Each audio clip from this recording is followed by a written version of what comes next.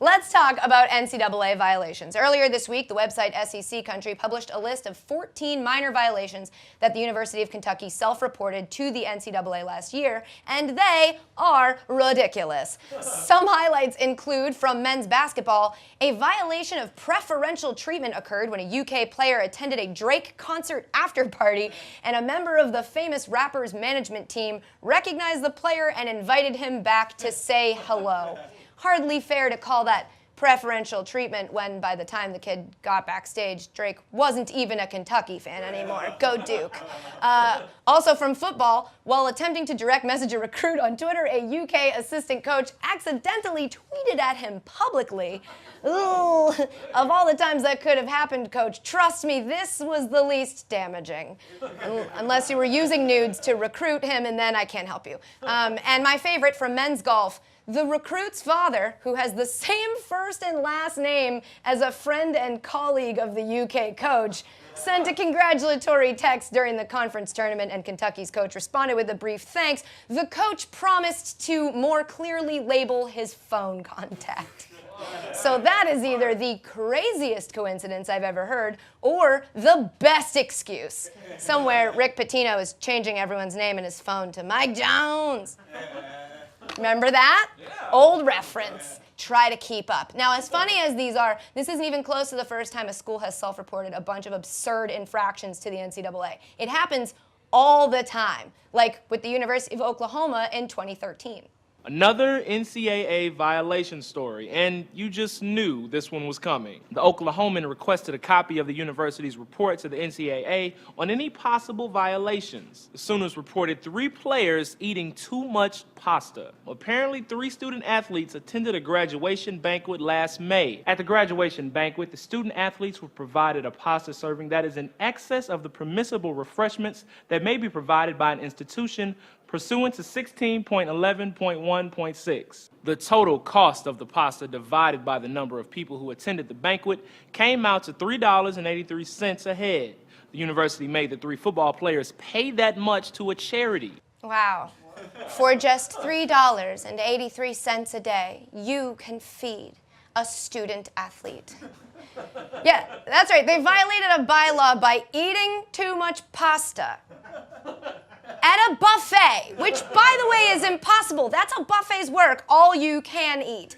That bylaw, 16.11.1.6, is entitled, and this is real, Reasonable Refreshments, which also happens to be the name of my new discount smoothie truck. There it is. Reasonable Refreshments, unreasonably good. Yep, but it makes you wonder, why do these schools report such mundane things? Well, because compliance is huge to the NCAA, and the only thing huger is their rule book. The section of the Division I manual that deals with the operating bylaws is 328 pages long. The section about recruiting is 60 pages, 2.5 of which just deal with making phone calls. Dial, use, it's not that hard. And each division has a separate manual, and each manual gets updated and changed quarterly. How could anyone possibly keep track of all that? Man, if I were an investor with a bunch of money and, I don't know, a TV show, I would definitely invest in an idea that would help athletic departments follow these rules without having to learn them. Hello, my name is Brian Duggan. And I'm Adam McCombs, and we're from Jump Forward. College coaches are under strict guidelines from the NCAA with regard to communication with high school athletes. The rules and regulations are complex. What differentiates us from all of the competition is that we proactively prevent violations. Compliance violations for infractions are huge. I get it. How do I make money? I believe we can take this to a $35 million top-line revenue business. Yeah, Kevin, I know. Mr. Wonderful there and Robert ended up going in together on Jump Forward, that company, getting 50% of the company for $600K. A huge deal, especially for season 1 in the tank. That was 2009. And it was a great investment. As of now, according to their website, Jump Forward has 150,000 users and is used by 175 college athletic departments. And their name popped up in those Kentucky violations for matching up a coach's number to a recruit that he called, which allowed Kentucky to report it. It's pretty smart. The NCAA made their rules and violations so insanely complicated that two super smart business dudes were basically able to create a multi-million-dollar company because of it, to take advantage and get some of that money. And this got me thinking, if they can do that, take advantage, make some money, then so can I. So, been working on my pitch. Do we have the Shark Tank music? Please play it. We don't have it. We couldn't afford it. Okay. I guess I'll do without it. And if they don't buy, well, then that's on you. Hi, Sharks. Every year, hundreds of university athletic programs self-report thousands of violations of the millions of bylaws laid out by the NCAA. Violations like giving a student athlete cream cheese for his bagel, or contacting a recruit while the moon is in its waxing crescent phase.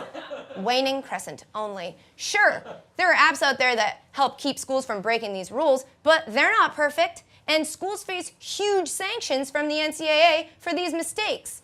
That is, unless they come up with a good excuse.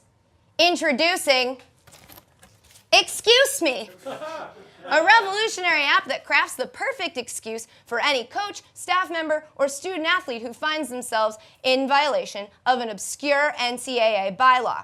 Accidentally call a recruit one more time than you're allowed to? No, you didn't. Excuse Me lets the NCAA know that you still use a Nokia 3310 because you like to play Snake, you don't want to lose your high score, and that makes you susceptible to the occasional pocket dial. Yeah, what are they going to do? Sanction your butt? Accidentally give an athlete too much food? No, you didn't.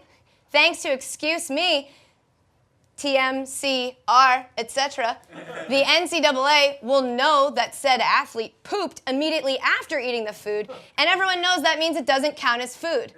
What are they going to do? Sanction his butt?